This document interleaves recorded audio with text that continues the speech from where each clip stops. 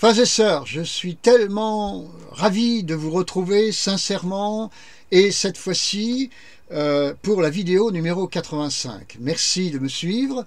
Merci à ceux qui découvrent pour la première fois mes vidéos, que vous soyez des habitués ou que vous soyez nouveaux, soyez bénis.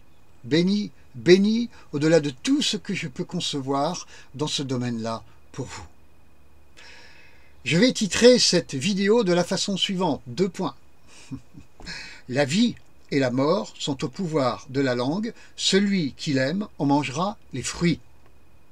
C'est un verset biblique dans le livre des Proverbes, au chapitre 18 et au verset 21, que l'on doit au roi Salomon, qui a vécu il y a 29 siècles, qui n'est pas un personnage légendaire, qui est un personnage historique et même prophétique. Il faut savoir que le roi Salomon, quelque part, est une préfigure de Jésus-Christ dans son prochain retour, donc que nous attendons.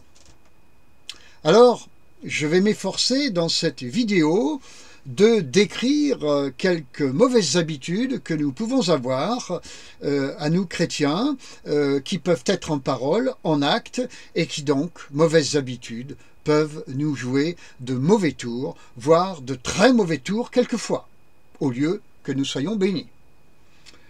Alors, petit rappel quand même, pour synthétiser. Dans la vidéo numéro 82, j'ai voulu dire que ce n'est pas avec des choses fortes que le Seigneur secourra son peuple sur la fin des temps, mais avec des éléments faibles. C'est pour ça que j'avais mentionné ces 4 lépreux. Dans la vidéo numéro 83, j'ai voulu vous dire ce qu'est le royaume de Satan, car il nous faut connaître l'adversaire, notre ennemi, Satan et tout son monde. Dans la vidéo numéro 84, j'ai voulu vous dire quel est le royaume de Dieu cette fois-ci dans les cieux, ce monde surnaturel, afin que nous en ayons envie et que nous y entrions maintenant, en vue d'être debout et à notre vraie place quand Jésus reviendra nous prendre avec lui, selon ce que l'apôtre Paul nous décrit dans la première épître aux Thessaloniciens, au chapitre 4 et au verset 17. Dans cette vidéo numéro 85, je souhaite mettre le doigt, comme je vous l'ai dit, sur quelques mauvaises pratiques qui ne font que fermer la porte de la bonté divine à de nombreux et braves enfants de Dieu, qui, étant privés, se privant de cette grâce par manque de connaissance et par manque de discernement, n'obtiennent donc pas et ne font pas spécialement l'expérience à ce point de la bonté de Dieu, qui nous est pourtant promise. Comme je l'ai signifié dans la vidéo numéro 84, trop souvent, l'enseignement donné dans de trop nombreuses églises n'est de loin pas assez profond. Le résultat est que de nombreux enfants de Dieu vivent dans la carence spirituelle, s'exposant au piège de l'ennemi.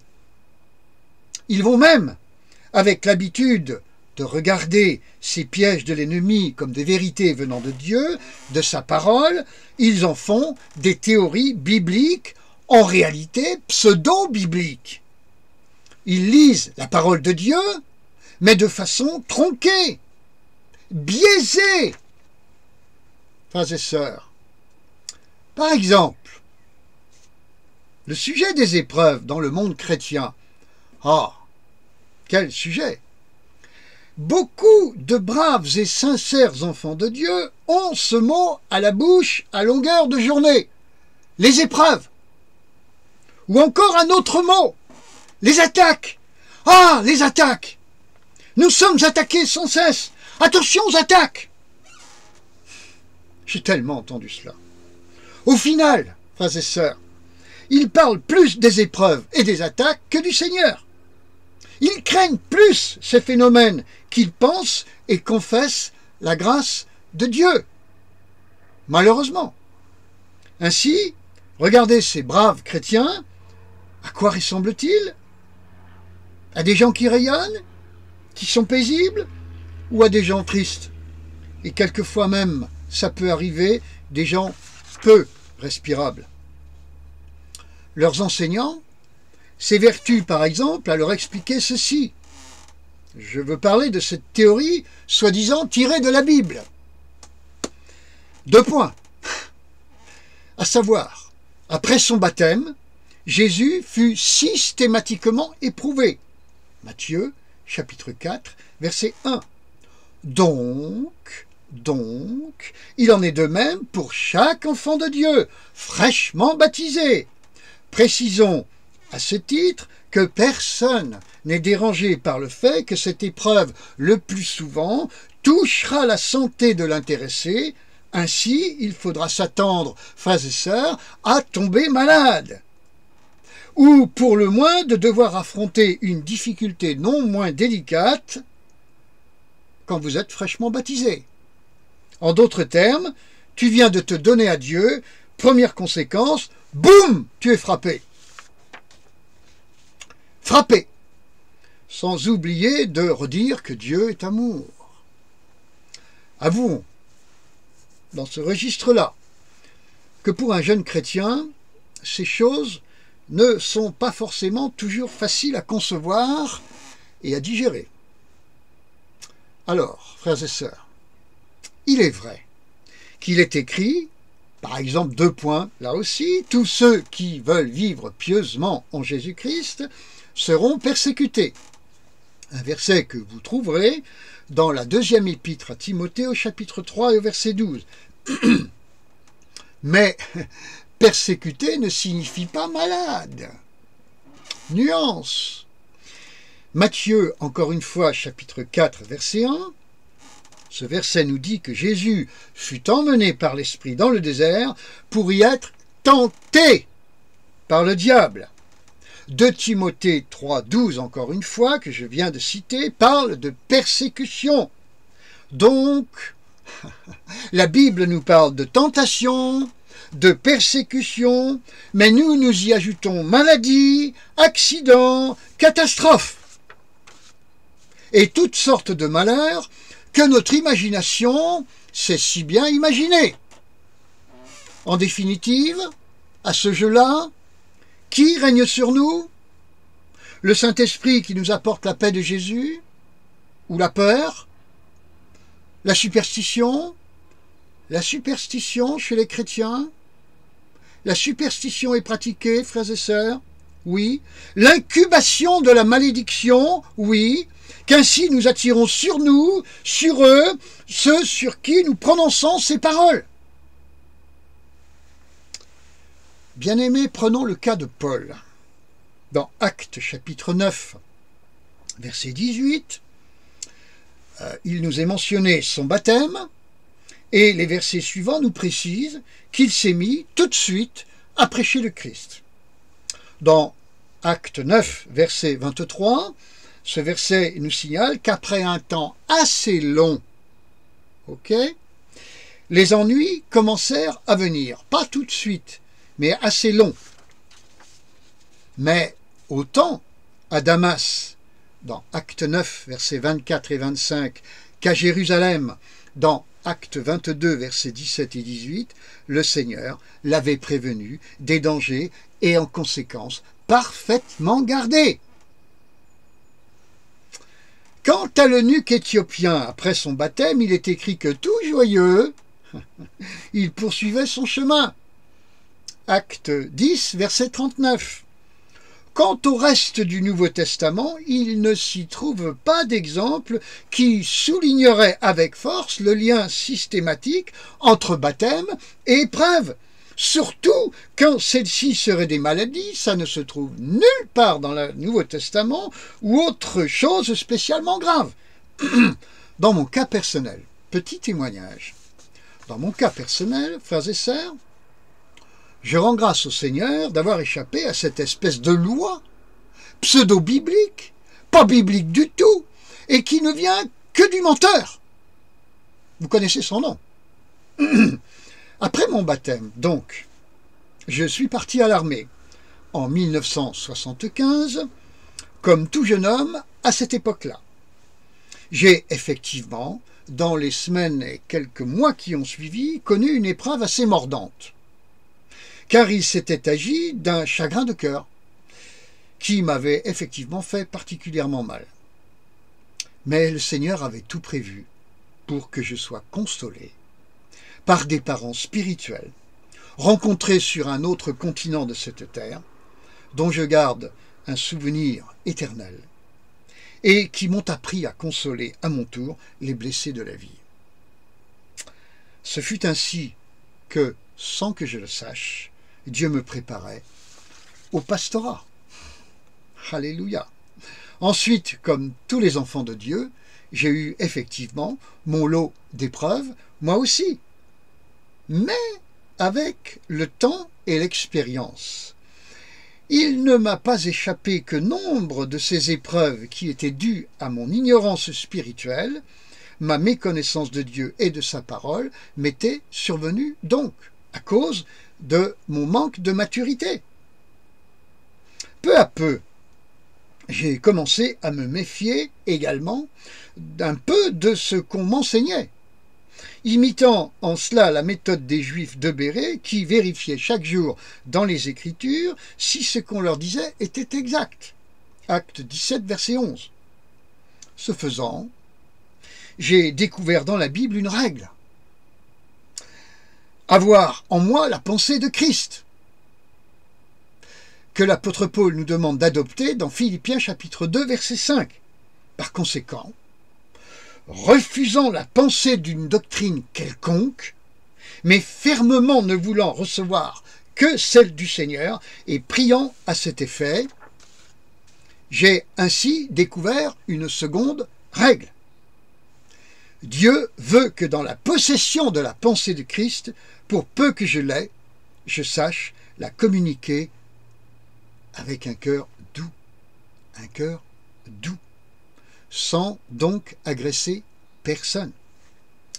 Il n'est pas toujours aisé d'y parvenir, mais avec l'aide de Dieu, demandé par une prière vigilante, des progrès seront enregistrés dans ce domaine, dans votre vie et dans la mienne, frères et sœurs.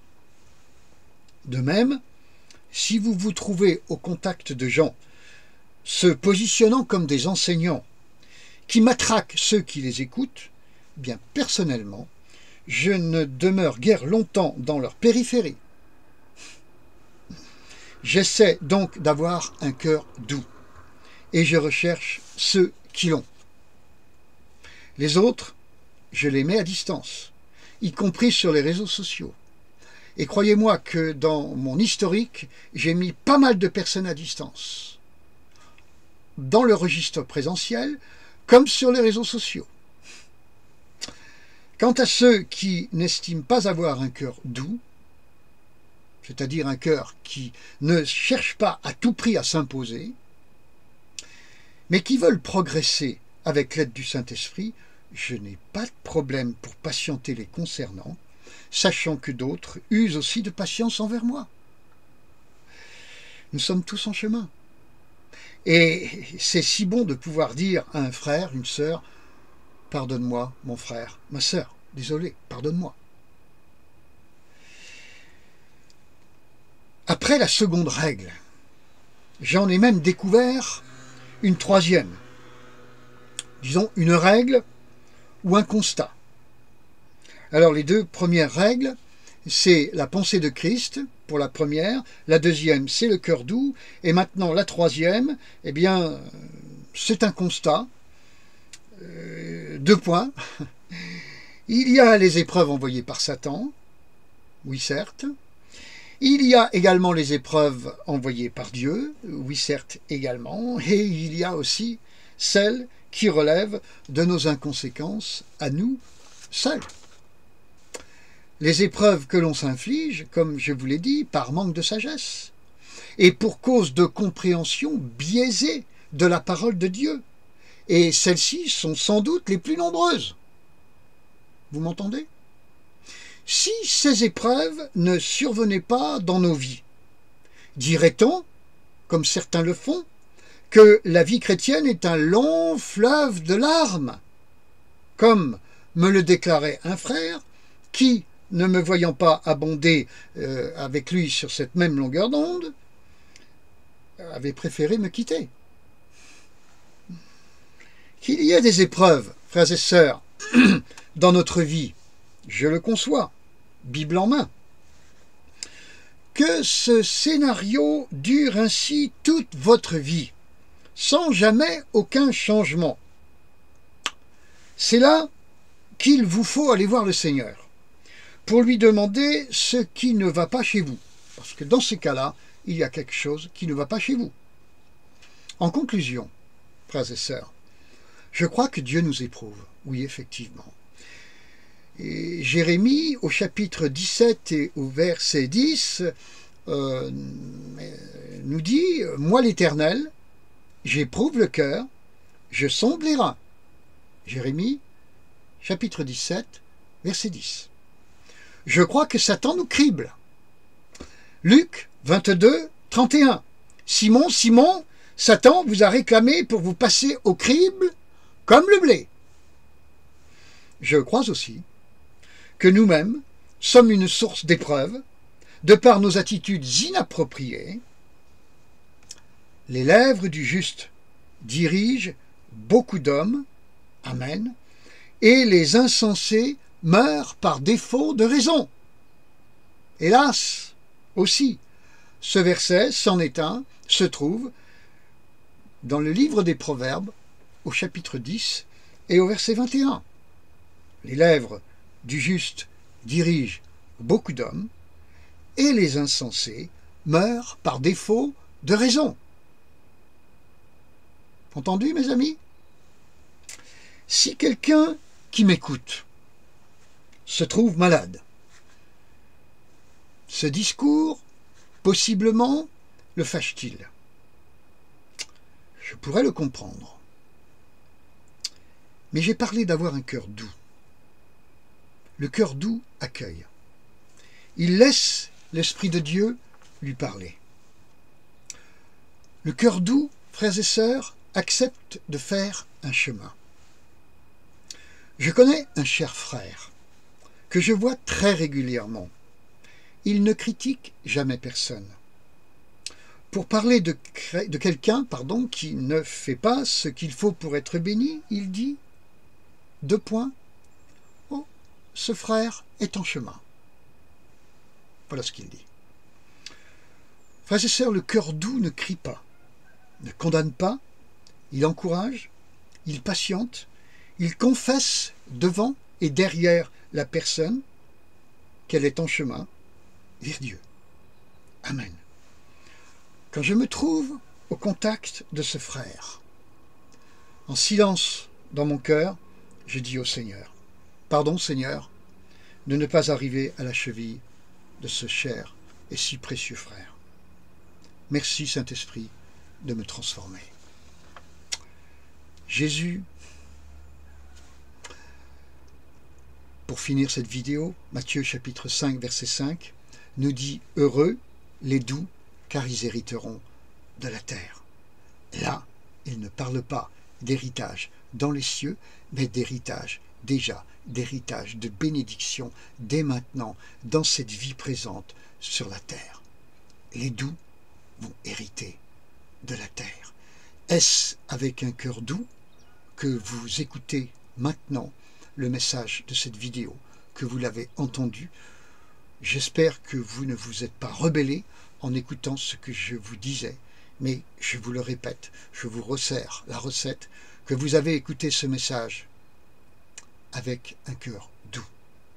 Avec ce cœur doux, vous irez voir le Seigneur et vous lui demanderez, vous lui ferez cette prière: Seigneur, est-ce que dans certains domaines, ma connaissance de la Bible pourrait se trouver biaisée, mauvaise? Est-ce que j'ai reçu des enseignements qui étaient faux? Posez cette question au Seigneur. Dites-lui que vous ne voulez que l'enseignement apporté par le Saint-Esprit. il est dit du Saint-Esprit qu'il vous enseignerait dans toute la vérité. Jean chapitre 16, verset 13. Demandez au Saint-Esprit ces vérités à lui. Je vous en supplie au nom de Jésus-Christ, afin que chacune et que chacun de nous soit, c'est le même but que je recherche pour la vidéo précédente, debout dans la victoire quand Jésus reviendra. Que cela soit au nom de Jésus-Christ pour chacune et chacun d'entre vous. C'est ma prière également pour moi. La grâce de Dieu sur vous, mais faites ce qu'il faut pour être sous la cascade de celle-ci, au nom de Jésus-Christ encore une fois. Amen. Je vous embrasse de tout mon cœur, chers bien-aimés en Jésus-Christ. À bientôt pour la 86. Au revoir mes amis. Au revoir.